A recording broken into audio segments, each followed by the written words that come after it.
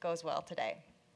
So to begin, I'll introduce the panelists and we'll jump into a conversation. I'm really pleased to have three people who can shed different perspectives, bring their different expertise to this question. So starting here, Robert Pearlman is a journalist, historian, and the editor and founder of collectSPACE, an online publication and community devoted to news and information concerning space exploration and space-related artifacts and memorabilia, especially in popular culture. He is a contributing writer to space.com. He serves as on the leadership board for All Moonkind, is a member of the American Astronautical Society's History Committee, and serves as an advisor for the Mars Generation.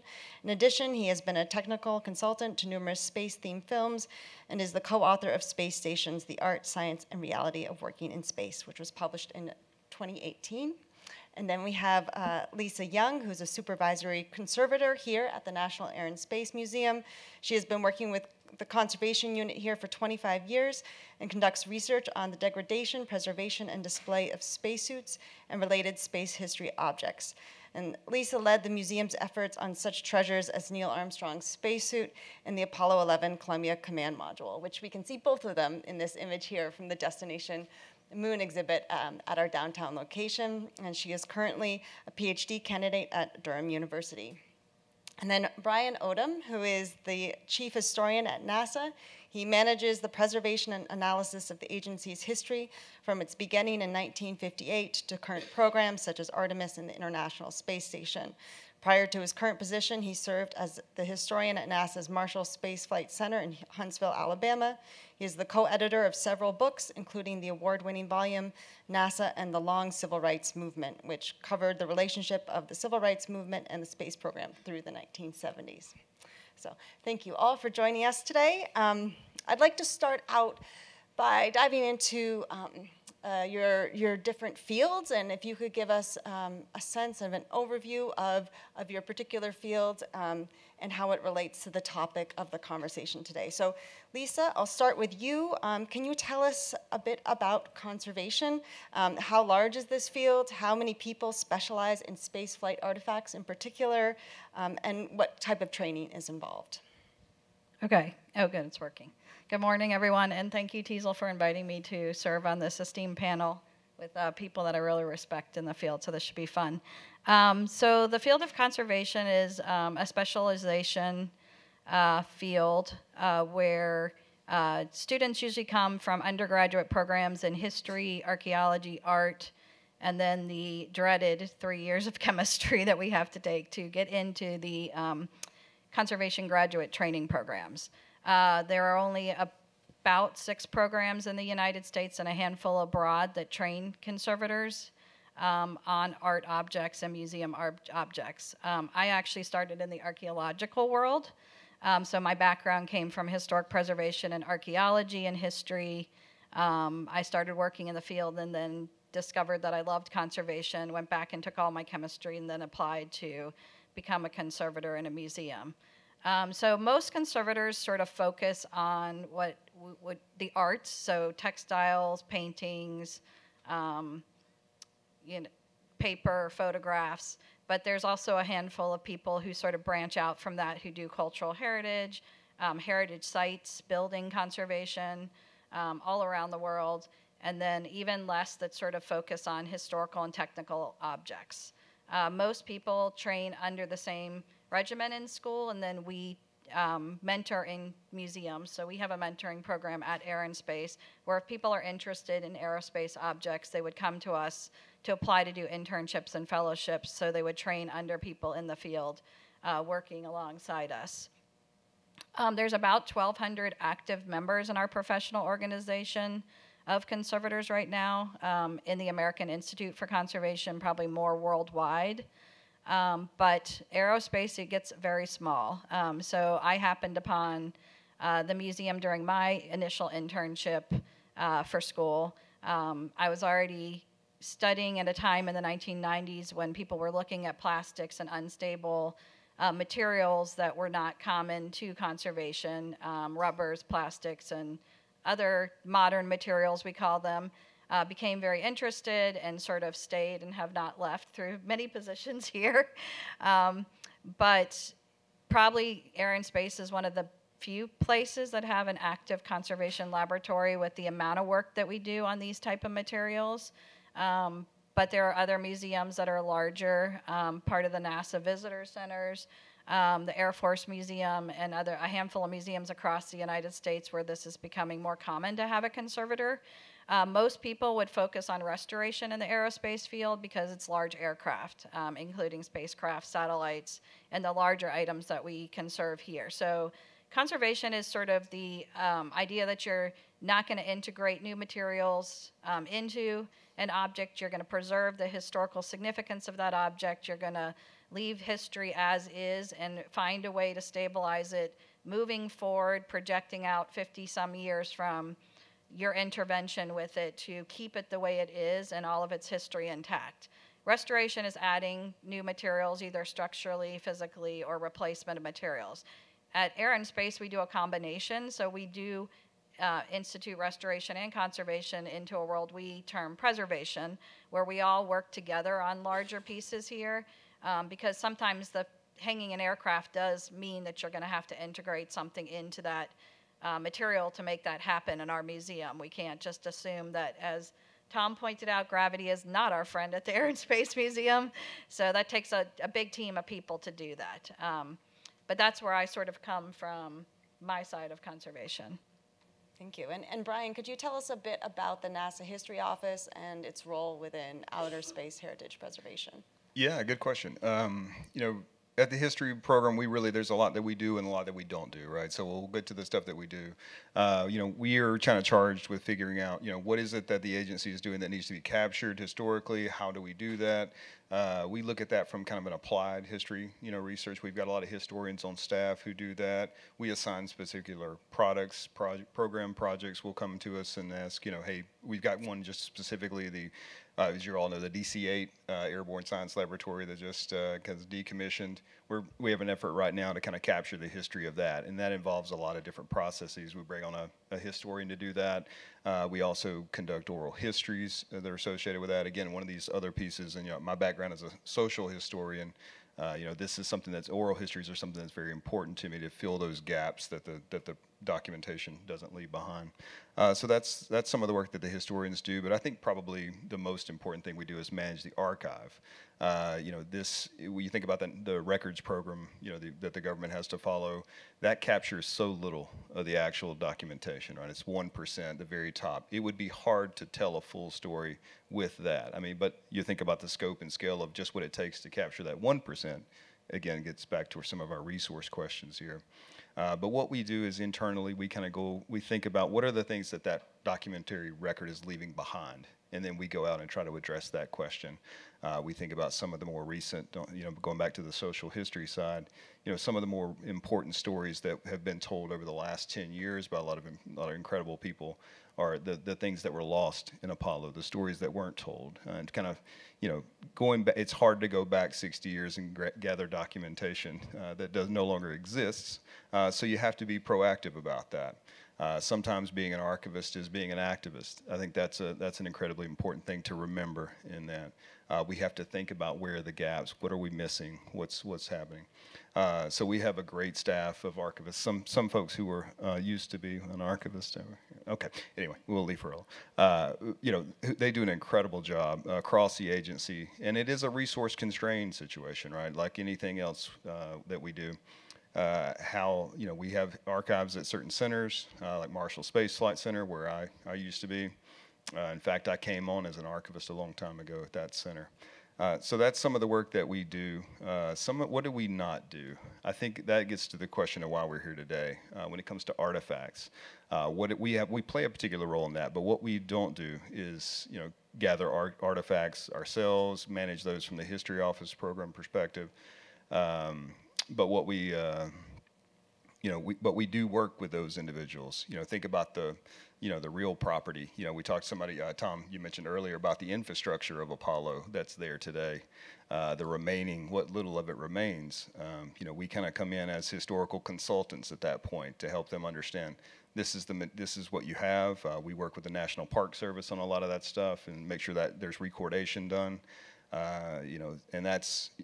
When I first came here, you know, as a young historian, when I first came to the agency, I was I looked around at Marshall Space Flight Center, and how can you get rid of these things? Why do we not put all the funding in the world to saving these great structures? And then you hang around for a while and you go, oh yeah, that's right, we got this incredible job to do as well. So how do you balance those two things? But how do you really partner with organizations, just like what we're here today to do, right?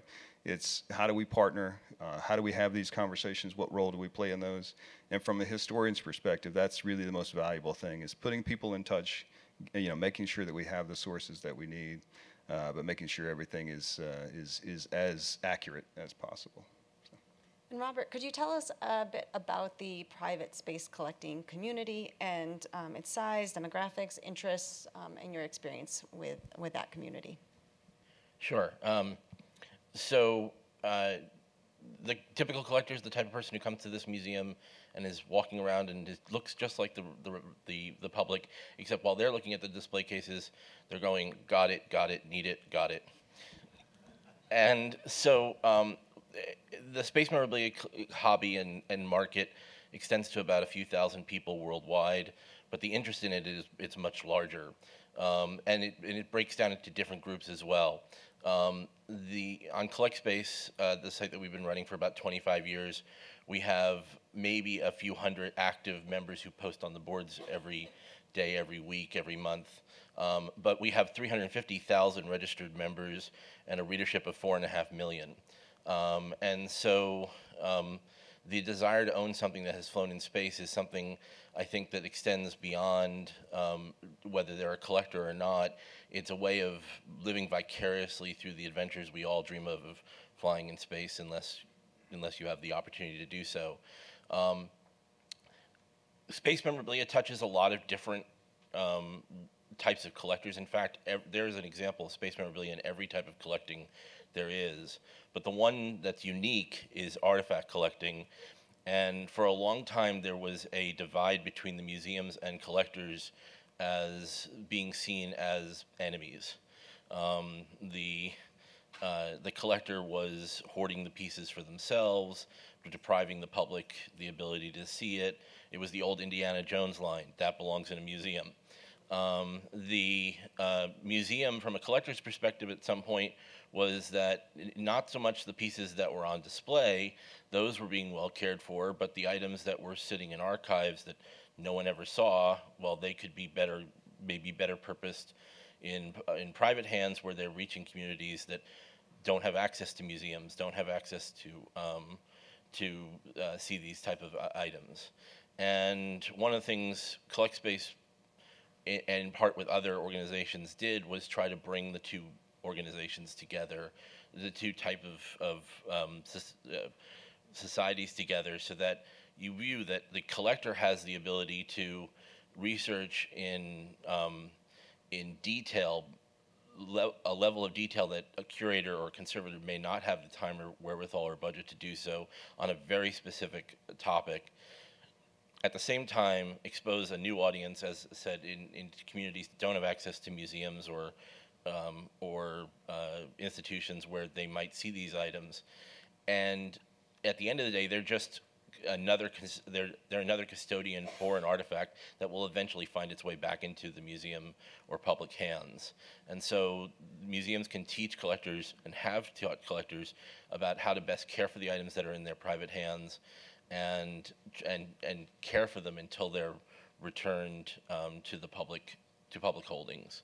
I think from the perspective we're talking about today, in terms of preserving items on the moon, you find that many collectors are in the agreement with the museum community in that to preserve in situ, but they do see some value of bringing some pieces back to Earth, and they do see a value of having them not all being held in public institutions, and that might be something that as a community we're going to have to face looking forward. Thank you. So I'd like to move on now to the question of determining heritage, or how you define heritage, because that is fundamental to the conversations that we'll have today and what we do with outer space heritage. So what counts as outer space heritage, and what will count as outer space heritage in the future? So Brian, how does NASA define outer space heritage, or what's involved in making those determinations? Yeah, it kind of starts as a property question, right? I mean, I think that's the thing that's missing here is that we didn't build these things so they could be in museums. It just so happened they were so important they became, that's the path they took. Uh, at NASA, you have the program and project managers, the people really on the front line who are the most important in that process. They understand from their perspective. They've been around this program for these programs and for so long that they understand where the critical pieces of telling the story is. They're currently telling the story as it's unfolding. We connect with them. They connect with the property folks at around NASA, and they say, you know, this is something that is being decommissioned, right? This is no longer something we need to accomplish this program. That goal has already been done.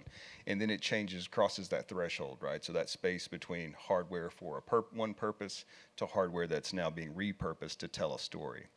So that, again, they are the front line of that. From the historian, from the history office perspective, the historians will be brought in to kind of think historically, how am I going to tell that story? Again, that's what historians basically are, right? They're storytellers.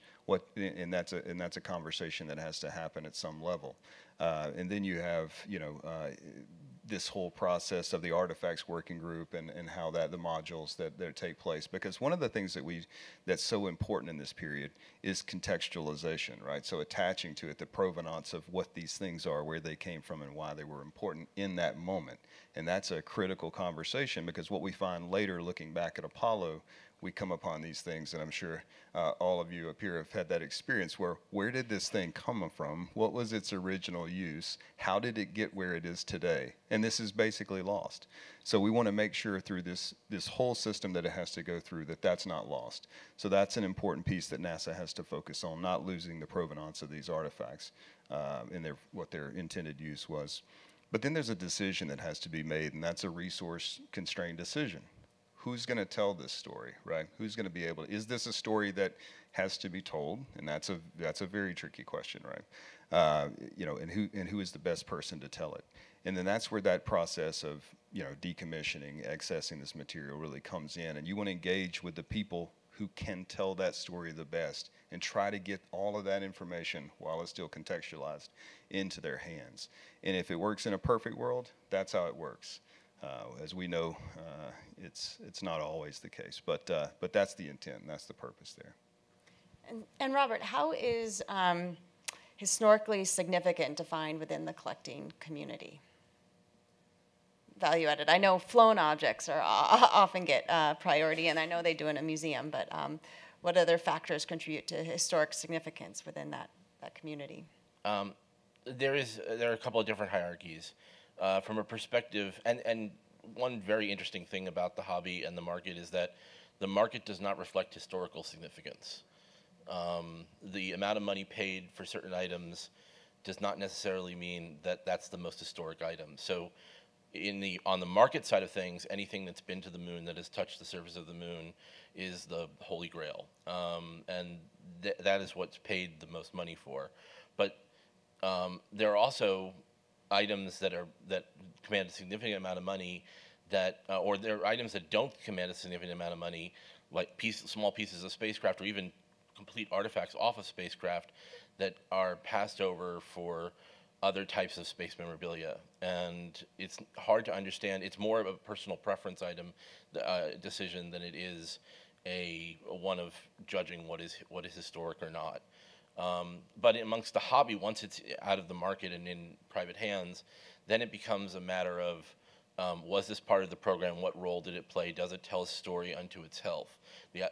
Typically, the items that carry the most interest are the items that have stories, that can tell a complete story, whether that is, you know, the name of the contractor, or even down to the employee who built the item, designed it, manufactured it, and made it for the space program, and then how it was installed in the spacecraft, and they found this problem during testing, and that's why it's not, you know, it wasn't used, and then, they had to use it because there was a budget cut back, so they brought it back into the program, and then you get this wonderful history being told, but it requires a lot of research, and as mentioned, that provenance is not always available, or it's very hard to find. It may mean digging into boxes at the National Archives, or stumbling about someone at a conference that knows someone who knows the original person that you can go interview. And so the more provenance there is, the bigger the story is, the more interest there is in the collectible hobby. So now I want to move on to, I guess you could call them case studies. Some examples of outer space heritage preservation. So first, and this was mentioned by Dr. Jones in the keynote, the expedition to recover the F-1 engines from the Apollo program. So an engine recovery, and then I also want to mention this one here. So this is the Liberty Bell 7 recovery from 1999. So both of these efforts, the idea was that these artifacts are at the bottom of the ocean, and for various reasons, there were these efforts to retrieve them. One funded by the Bezos expeditions, and the other, the Discovery Channel, along with the Cosmosphere, worked on those projects. This is a picture from Robert. We'll mention this in a second, go into more detail, but I have an example of one of these little plaques from the Liberty Bell 7 that you can see if you want. So in a discussion of this, Lisa, I'd like to start with you. Can you tell us about this decision from a conservation perspective, what's required when you retrieve an artifact from a harsh environment, if it's underwater or another location, what's involved in treating it, and what should be factored in from a conservation perspective? Sure. I mean, conservators, luckily on both occasions, were included in the planning of these projects, but often they are not. We see this a lot with large shipwreck recovery or Park Service canal boats, things like that I've worked on, where if you're not included in the planning, it becomes a nightmare later. Most of it is funding that you'll need to sustain the actual preservation of the items once you bring them up. So removing anything from one environment to another means that you have to be prepared for the item to come up to its new environment. So these were in saltwater locations. There's going to be a lot of salts infiltrating the materials. The materials are going to be weakened. The structures may not be the same. There may be degradation to parts of the items that you're not expecting. The Bezos engines look like pure artwork, but they're crushed from impact on the ocean floor, and then luckily the conservation team that worked on those didn't sort of reform them when they came up to look like the original pieces. They left them to tell that historic story of where they came from, which was amazing. But, in the world of archaeological excavation, if you don't keep something wet when you bring it up, it's going to start to change immediately. So you have to implement a program on the boat. In both cases, the Liberty Bell 7, I was called because I was here already, by the team to see, what do we have to do? How do we keep it stable till we get it at the museum? And then you have to slowly move it from that wet, salty environment into a more stable terrestrial environment, which is going to mean that, you have to dry everything out significantly, remove the salts, stabilize any corrosion. By stabilize, I mean just keep it from corroding further. So removing active corrosion through interventive means, but most of it will be preventive after that, which in our museum field means that you're going to control the environment around it for the rest of its life. You can't just sort of stop and say, we've had enough. I know the Liberty Bell 7, for instance, and possibly the Bezos engines have been traveling. We took one on the Apollo 11 traveling tour with us, one of the fuel injector plates. And they are quite stable now, but there's always that chance that corrosion is going to reoccur. It's going to start up again because you're going to be in an environment of high humidity. You're going to reactivate some salts you couldn't get out. So you have to have conservators on board sort of for the duration so you can know when those signs happen, resolve those situations, and then continue to keep it stable in a museum environment. So we do have some of the pieces downtown in our Destination Moon Gallery. We don't have the case at a relative humidity that could be drier. The whole gallery is actually acting as if it's the environment around our objects. So for the space shuttle out here, for instance, our building is the exhibit case, right? We can't put that in an exhibit case. So conservators are constantly monitoring the light levels, the humidity, the temperature, people access, which is a big thing to deterioration in the future, and any other pollutants that are coming off the artifacts within that environment, and then moving those away from the artifact itself to keep them stable for the future. But I think the long-term plan of having somebody in place, making sure they have the technical expertise, this is all about the humans interacting with things. As Brian said, I mean, it's about the people. So the people who flew the missions, used the items, recovered them, and now we're taking care of them. The objects are what they are, but, without that technical expertise, collaboration, and big teams, and people advocating for the objects, they're not going to remain stable forever. And that's part of our job to make sure that happens. And I'll just add here with the F1 engines that were recovered by the Bezos expedition, part of the motivation was that we know that they exist on the bottom of the Atlantic Ocean. We know that they're there, much like we know the lunar sites are on the moon. But the motivation here was that they would be impactful if people were able to see them in person, if they were in a museum or if they were in an environment where people could actually see them in person. That makes a difference, and that's worth going to retrieve them, which is going to be a question that people are going to be asking about the historic sites on the moon and other places in outer space. And Robert, could you tell us a bit about the Liberty Bell 7 project, what was involved and the funding behind it, and some of the stories there? The thing that separates or it shows the power of collectors in a restoration or retrieval effort like that is that when they brought up the capsule, they found that, as Lisa mentioned, that there was structural damage by corrosion over time that just couldn't be saved. Some of the panels that held up other items were just dust at the bottom of the spacecraft floor, or were so structurally unstable that there was just no way of rescuing them or without significantly rebuilding them. So that's what they ended up doing. In some cases, they built lucite panels to show where that piece had been and to support other objects in the spacecraft, but not rebuild the spacecraft. But that left them with several large barrels of pieces that they could not reinstall in the spacecraft. And as a commercial effort to bring the spacecraft back up to the surface in order to pay that for that rescue operation, they ended up selling pieces of the spacecraft to the public. And that's what these are examples of, or what Teasel has here. I have an example. If you want to come see it after the session, you're welcome to check it out. So there are the Liberty Bell 7. There are a few hundred pieces of this spacecraft now in private hands, and that's unique to a U.S. crewed spacecraft up till shuttle, basically, that in terms of it being originally part of the spacecraft and not de-accessed through a NASA process. The other way that this project was paid for was by selling the media rights to the Discovery Channel, and they not only did a documentary, but they toured with the spacecraft around the country, and you had to pay an additional admission fee in order to get in, and that's how the whole project was brought about. It's also the only U.S. crewed spacecraft that doesn't belong to the Smithsonian up until the space shuttle, and so that's why the pieces were able to be sold, and you have that one example in these lucites. So Brian, what's NASA's role within these types of projects? Are you consulted, or what role does NASA or the NASA History Office play? Is pure panic an option? No, our role in that is, kind of like what Lisa was saying. When this is done really well, you bring in the people who know from the very beginning, and they're part of it to make sure you're not missing anything or doing anything wrong.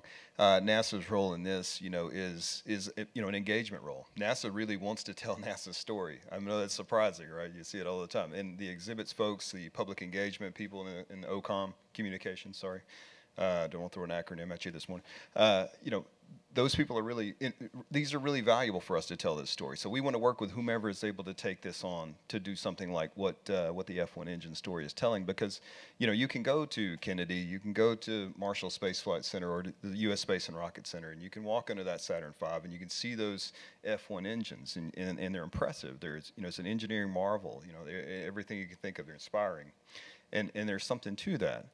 But when you come here to DC and you see those F1 engines, that's a different level, right? That's a different part of the story that's told. It resonates quite differently. I've had that same experience. Coming from Marshall, it's F1 all day long. It's all they want to talk about. People stop you in the street and talk combustion instability till you're tired of them.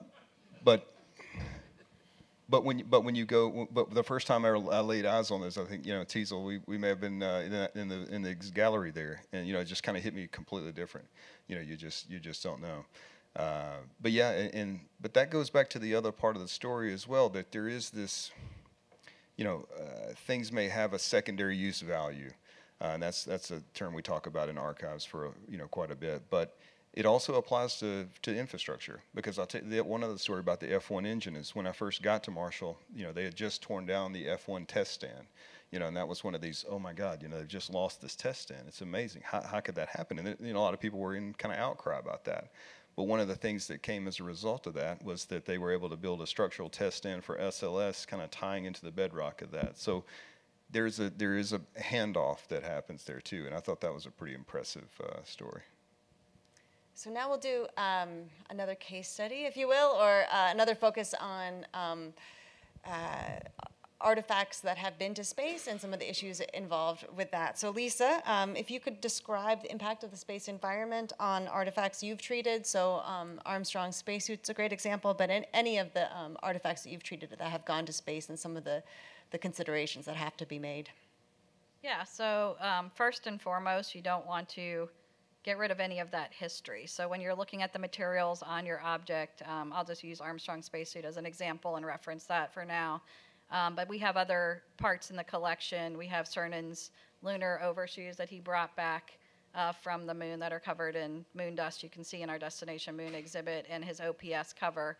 This is the star off one of the flag on his OPS cover that he returned from space. So it had, you can see very tiny specks of that lunar dust embedded in the fabric.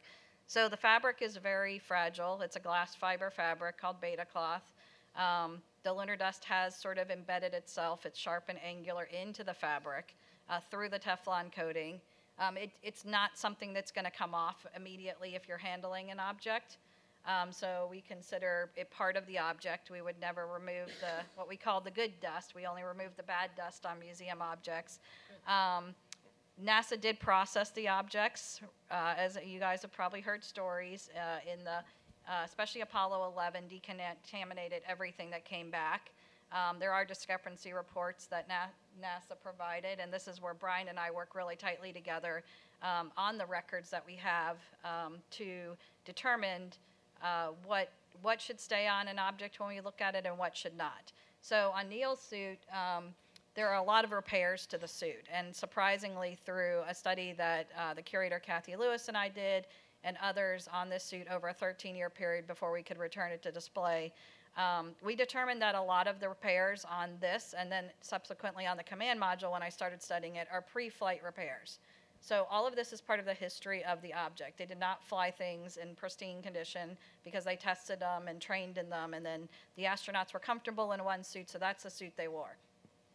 The thing we have to watch out with my job is that NASA will provide technical documents, and they are correct, but it might not be what you actually have in front of you, because you actually have the object that went to the moon with somebody, came back, and is used, and it's not the same as what is in a technical report off the server, which I love, but I hate at the same time.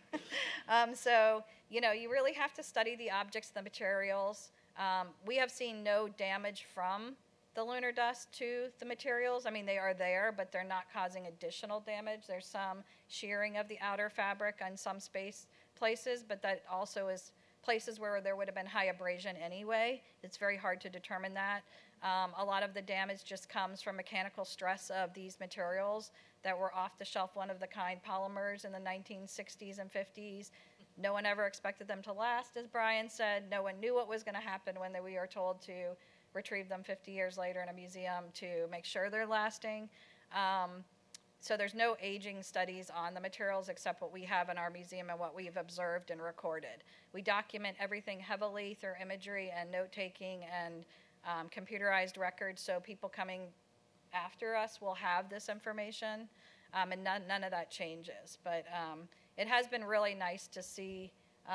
I mean, if you look at the outer layers of Neil Armstrong's spacesuit, it does look very stable.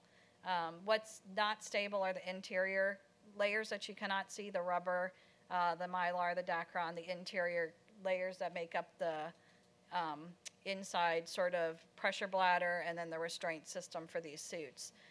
But historically, we would never take apart a spacesuit because they're adhered together. And a lot of the wear and historical knowledge and information contained in the suits, the scratches even in the aluminum that's attached to it, are from use, and we don't want that to go away. So unless something's really causing a huge issue to the object and we think it's going to disappear before our eyes and we'll not have it at all, we have to make those decisions. But luckily, we haven't had to make that decision yet. So we're happy to continue to display them. But public accessibility is one of the hardest things about being a conservator, because we'd like to lock everything in a sealed environment and keep it away, but that's not why we have the objects, and unfortunately that's aiding in its long-term deterioration. So it's a lot of conversations, a lot of dialogue, a lot of decisions in museums, and a lot of balancing what you do every day as a conservator and then making the best decision for your objects. I would like to point out, Lisa keeps looking at me when she says NASA made a mistake, and I would say that's not. It probably was, but no. The other thing that you brought up there, accessibility. I mean, I think that's throughout this.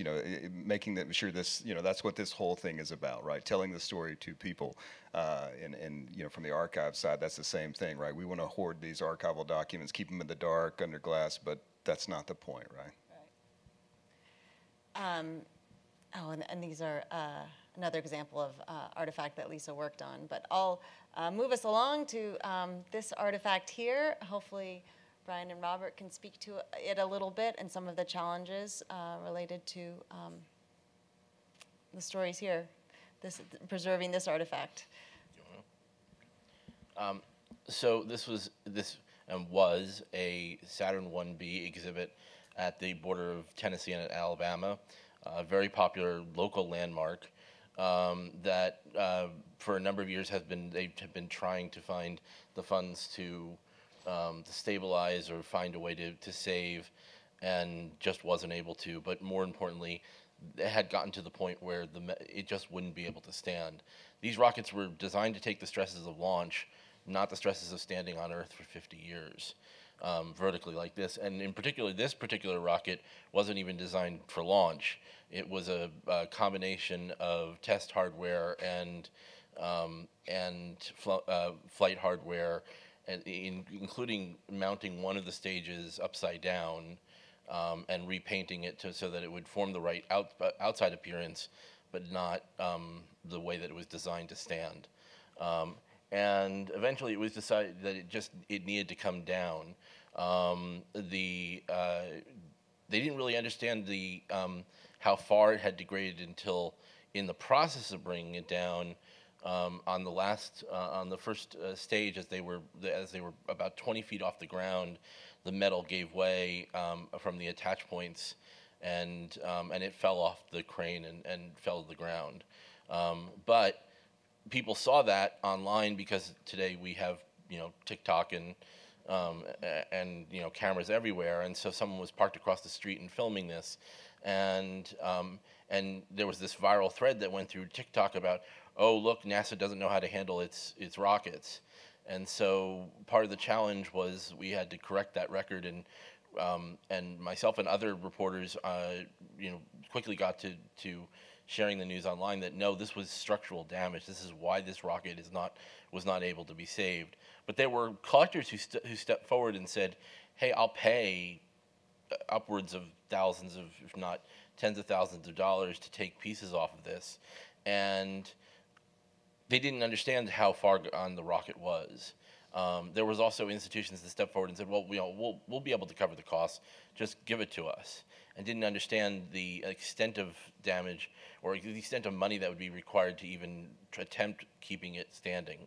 And so, from a public perspective, this was a lot. There was a lot of need to educate the public about the material science involved, but also the amount of wear and tear the Earth environment does to artifacts like this.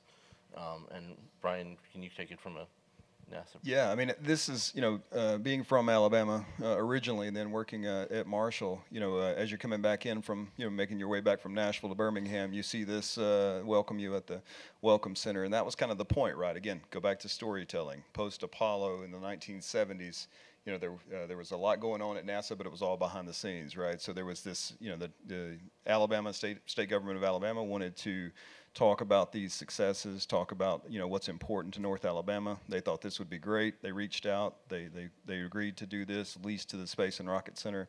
Again, to tell that story to travelers on the highway, people who stopped at the rest area. But just as Robert said, you look at the guide wires kind of going up. At the time, that's why the S4B stage is upside down, is because of the way the loads are kind of displaced there. Even in the beginning, they knew it was a problem to do this. They were able to bring in the engineers and figure out how they could, stabilize it, keep it ready. But once the further corrosion happens, the animals get inside of it and build homes, and for generation of raccoons and pigeons, it does a lot of damage. And that was, again, it's one of the unfortunate things about it. And educating the public about what's happening is an important part of that story. And so thanks again to people like Robert who were able to do that. So I want to shift now to tracking and ownership and priority setting. So Robert, I want to start with you. Do you foresee a market for artifacts currently on the moon? And is there a potential black market even? And if so, how should this factor into our discussions of outer space heritage? I think if it was accessible, there'd definitely be people out there who'd be willing to buy. In fact, I know there is, because I get calls every year from different, not just collectors, but companies, very famous companies, wanting to own something that was on the moon with Apollo to convert it into what they want to for their product line. So, for example, a jewelry company very famous for their light blue boxes wanted to create the ultimate ring for their ultimate Valentine, and called and said, "Well, we want a piece of the spacecraft, and we want an Apollo recovered moon rock." And I said, "I can get you a piece of the spacecraft, not the lunar lander, but the command module, but can't get you a Apollo recovered moon rock."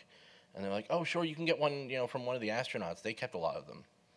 No, and so there's a lot of myths out there. But that was one company. There were others there are companies that have pitched. Now hearing we're going back to the moon, about wanting to bottle lunar water in the same way and treat it like wine. And lots of proposals for what to do with artifacts on the moon. We were talking, Tom Jones mentioned earlier about Jack Schmidt's perspective, and there was a competition that ultimately faded out, the Google Lunar X Prize, that was to send a rover to the moon, and that one of the prizes was the Apollo Heritage Award, which was to take a rover out to one of the Apollo lunar landing sites and send back HD footage of the site. But one of the teams competing it, called PT Scientists, they were in touch with Gene Cernan, and Gene Cernan asked them, "Can you roll up to the rover and retrieve a lens that I had put in between the two seats, because we wanted to see if there was long-term damage on the lens from solar exposure," and they had planned to do that, and there was and that's what one of the catalysts that brought together NASA and other parties to bring together these initial guidelines, suggested policies for how to preserve the sites before even the work that had been done on the laws that have been passed subsequently, or the Artemis Accords or such. And so I think there would be interest, but I think there's also, it would depend on the type of items. Everyone agrees, I think universally in the public, everyone agrees Apollo 11 is out of the question. Don't touch the Apollo 11 site. It's a worldwide heritage site and should be treated as such.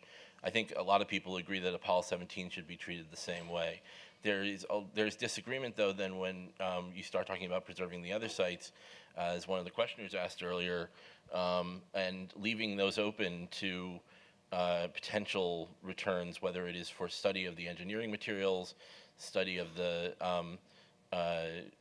bringing them back to Earth so that you have an example on Earth. It's not all on the moon, so that people can actually view it like the F1 engines, or for commercial purposes, because preserving these sites is going to take money, and it's not necessarily going to be government money that is going to be available to preserve the Apollo 11 site and Apollo 17 site over time, especially as we get into the future.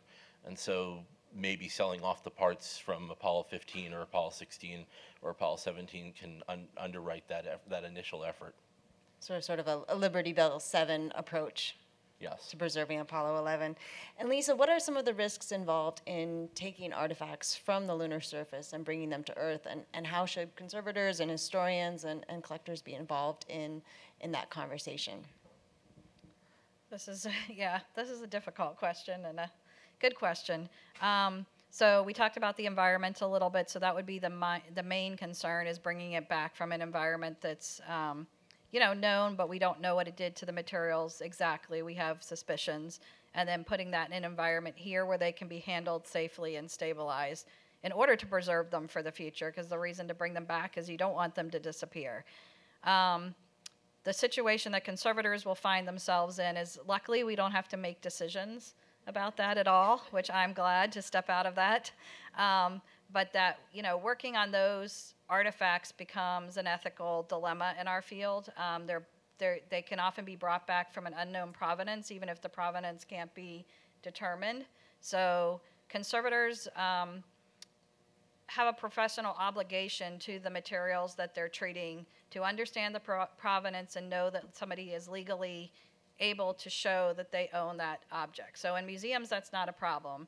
If we have an object lent to us from another museum, we work with that lender to gain permission to do any kind of treatment on it and display it. So it would be no different.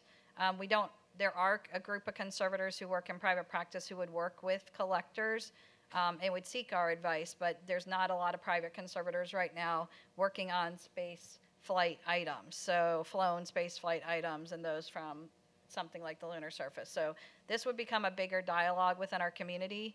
I think all collaborators are important. I really appreciated the question earlier about the astronauts having opinions, because I really do view them as one of the key stakeholders in the work and decisions I make about how I treat an object and preserve it and what gets done to it, because even though I think there's this sense that it's property and it is viewed as property and it was used for a job, it's sort of like what we're getting into with indigenous cultures today with museum objects. There's a very important piece of their story that needs to be retained with those objects. So as we have less and less of the Apollo astronauts available to help tell the story, luckily when I first started, I could interview them anytime and talk to them about the objects I was working on. As Tom pointed out, that's less and less.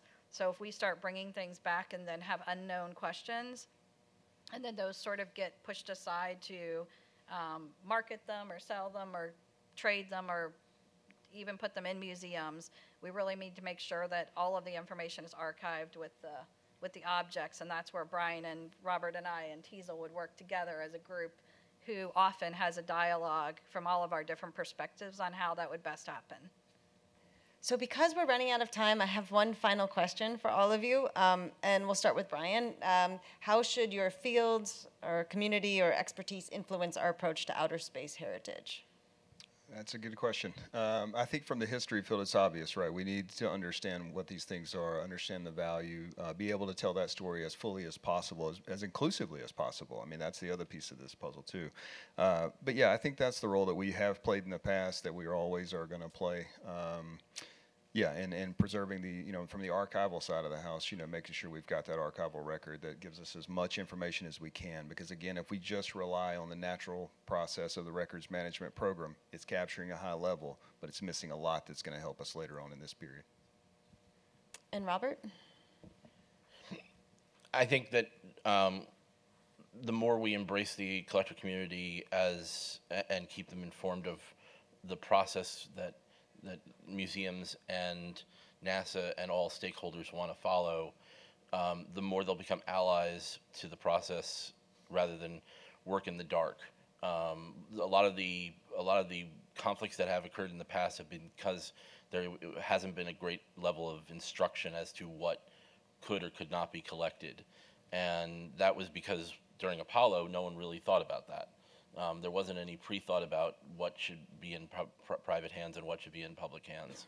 If we move forward, the more that the collecting community can be brought into the discussion, the more they can contribute their own knowledge on the items they already own and what they've done to study what's already up there, as well, and contribute to that process, and become sort of self-policing in making sure that that other members of their community who may not have the best interests in mind or doesn't mind bending the rules are reported by the community itself, and not have a black eye given to the larger group of space memorabilia collectors around the world. And Lisa? I think moving forward, we do have to work together and have the dialogue we've all discussed here, have more conversations and a team approach to things, because as Robert points out, we weren't prepared for that. So I think that was just sort of part of that historical story, and moving forward, we can do that a little bit better. And then from a conservator standpoint, new technology is happening every day. We have abilities to do research and material analysis and learn more and more from items that we have in the collection, work with people who are moving forward with space. So part of preserving the collection here is that people are going to come back. Engineers that are working on the future of going back to the moon have not been around during Apollo. They haven't seen space dust on an actual artifact. So that's part of our important research we do here, is to share that with that community, make sure they have everything that they need moving forward, and that we're working hard to preserve and keep the collections accessible to you all and the public at the same time as we look forward. Right, thank you. So how is it looking for the launch? Are we still 6 minutes? So we have 6 minutes for questions, and then we'll do 5 minutes just to the safe side. We want the countdown. Are there any questions from the audience? Oh, so many. Okay. Is there a microphone around? Okay. Yeah, question for Brian. Off the top of your head, how many linear feet of paperwork does the NASA archive have? Wow. And then what percentage of it has been processed so that it could be accessible online? That's a good question. Sarah, what do you got? A lot. We have repositories at several different centers. We have records all over every center that we're trying to collect. Headquarters has a huge collection. Goddard has a huge collection. The backlog of unprocessed collections is always a big problem. Making sure they're accessible. The other thing is, there's another elephant in the room. There's digital, born digital going forward. Paper is actually very easy, right? Well, easy will down there, but it's easier to deal with than trying to figure out how to document going forward all these decisions that have been made with born digital, email. How do we do that? National Archives is dealing with that, in a huge way as well. So, yeah, it's a huge effort, and then making sure it's accessible both from a processed analog collection, but maybe even digital online. That's a struggle that we're having right now, getting the IT resources to make this available and getting the institutional support to digitize, to follow that process. Is it a priority? It's a big priority, without a doubt. All right, and Ruth? Thank you. Pass it along. Thank you all. This is really fascinating. I have a question. It's probably mostly for Brian, maybe for Lisa, but certainly possibly for Robert. I was really fascinated when I was at Destination Moon a month or two ago to see some of the pieces from the NASA Arts program.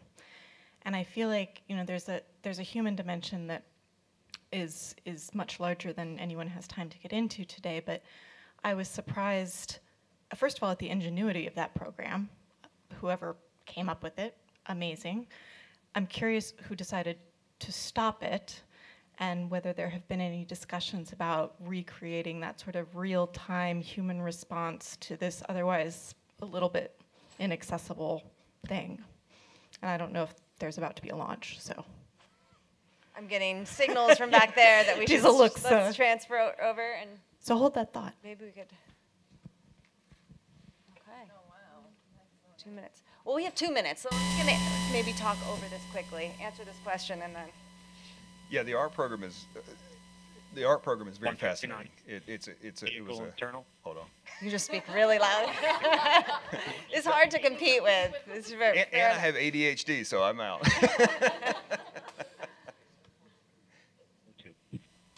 I just want to mention too, we have our NASA Because art now curator transferred here, to its Carolyn onboard Russo, batteries so we might and be able talking to is complete.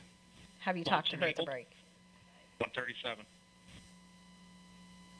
FTS alarmed. I will mention that I recently spoke to Jeff Koons about his artwork that went to the moon with intuitive machines, and obviously the intention is for it to be there, to be left there. He has pieces that he made for people on Earth that relate to it, but the idea of preserving something like that or protecting something like that. So it's obviously not Apollo related, but it is, you can define as historic, part of space heritage, and a remarkable mission. So it's connects to what's happening today in the future as well, with potentially sending art to the moon, and questions of whether or not that fits within this category of heritage and how we should treat it.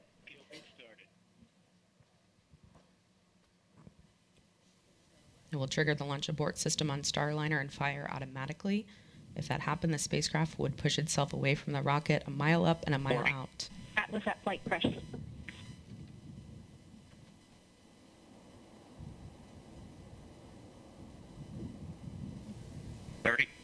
Centaur at flight press. 25. Status check. Go Atlas.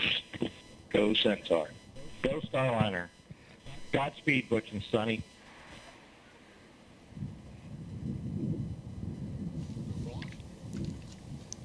Ten, 9, 8, 7, 6, 5, 4, 3, 2, 1. Ignition. And liftoff of Starliner and Atlas V, carrying 2 American heroes, drawing a line to the stars for all of us.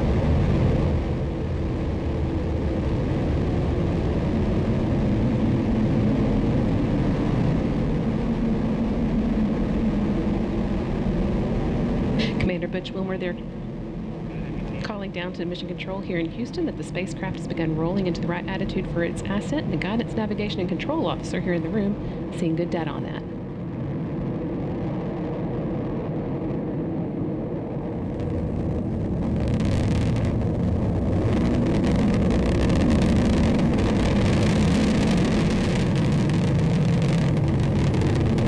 Starliner passing through max Q, or the point of maximum dynamic pressure where the forces of air friction are highest, which in Sunny will shortly be passing through Mach 1, where the speed of sound.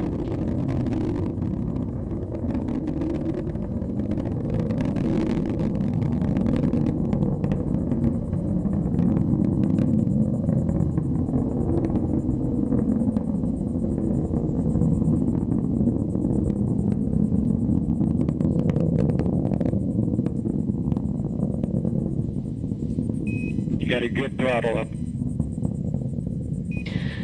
Starliner and Atlas looking good with speeds and attitude increasing as expected. Coming up in less than 20 seconds, the solid rocket boosters will run out of fuel and burn out.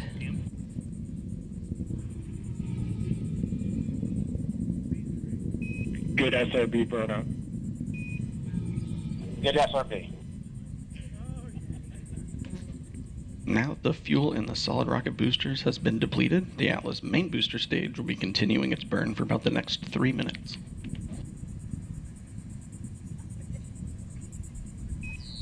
Good handle. Good handle.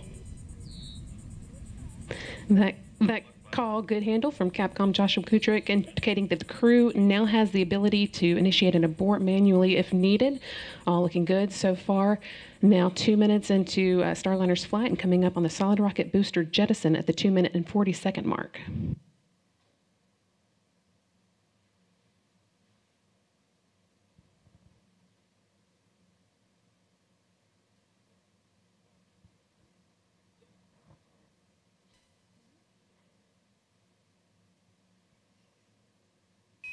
CLG and yet good trajectory.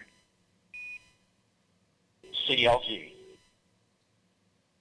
The solid rocket boosters have now been jettisoned after seeing Starliner through its first 90 seconds of flight.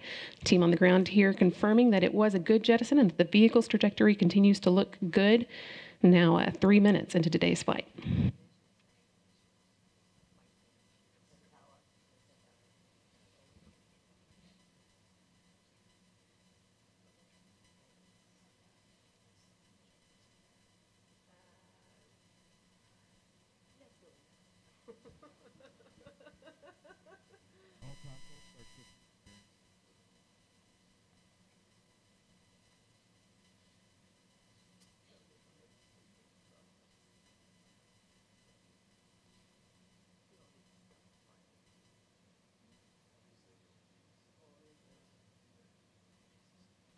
Atlas booster now throttling back to limit the G-forces on Butch and Sunny, trying to limit that to around 3.5 times the force of gravity you would feel while on the ground.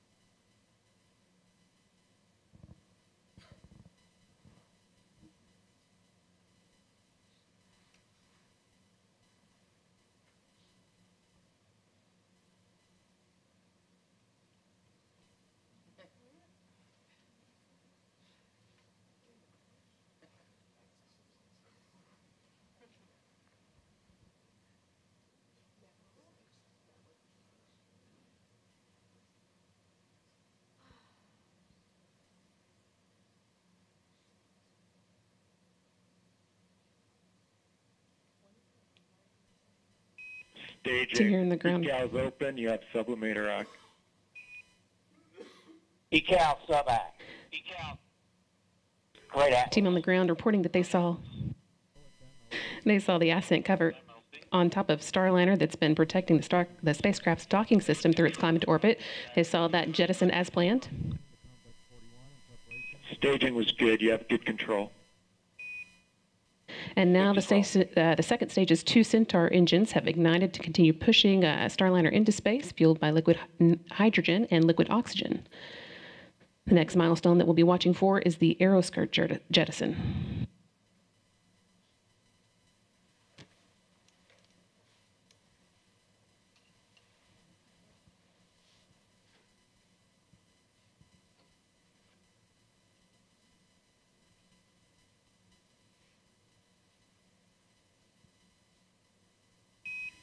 Starliner, you had good booster performance. You're up to plus 31. Plus 31.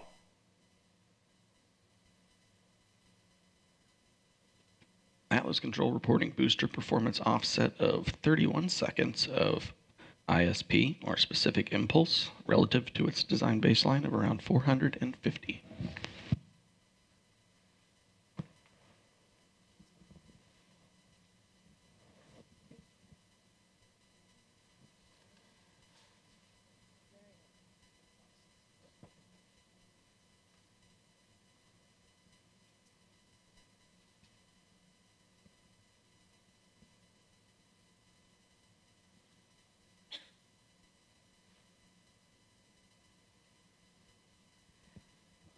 I will just mention that immediately following this, we're going to have a brief break and coffee hour. So, All continuing to perform well, almost 7 minutes into today's flight.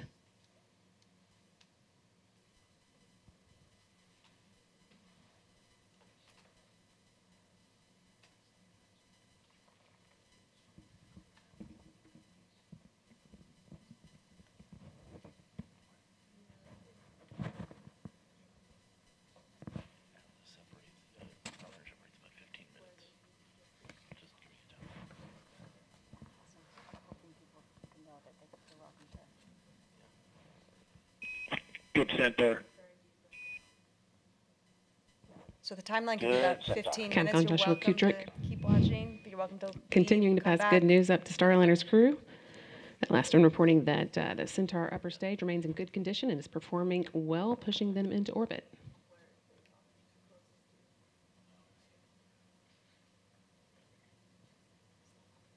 Where's the second set of cameras besides the ones that are by the engines? The set of cameras. Right now, they just don't have ground coverage. St. John's open. Right, no, but I mean in the initial. I was just looking. St. John's. To figure out where they were. There's two sets of cameras. One's down by Starliner is now entering its first guided abort range, where Starliner would direct itself towards a specific location in the event of abort. In this case, just off the coast of St. John's, the capital of the Canadian province of Newfoundland, Labrador. Because you can see the panels there, you know, you can see those panels, the long, and you can see some of the erosion from the light happening, and I'm just wondering where that was happening on the panels. I think that shot was on the booster that already separated. That wasn't separated booster? Yeah, that was on the first stage. So I was curious, is it just the way that it was, the erosion that was happening was That was significant in some areas? that was just ice coming separate. It wasn't corrosion on the next. Starliner MECO converged 11:5 to 11:52. Good perf. You're at 34 to 36 seconds. 11:52, 34 seconds. That call letting the crew know that the main engine cutoff, MECO, should happen just about on time, about 12 minutes into today's flight. Another good indication that Starliner's ascent is taking along exactly as expected. Main engine cutoff is a major milestone marking Starliner's arrival on orbit.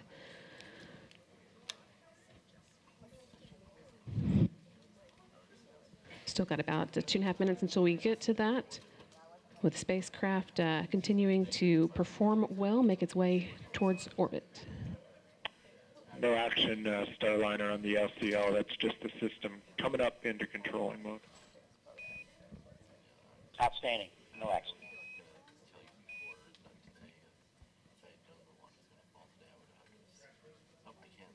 Once the main engine is cut off, the next step will be the launch vehicle separation. That's set to occur just short of 15 minutes after launch, when Starliner will separate from the rocket and fly free in space for the first time. You can please.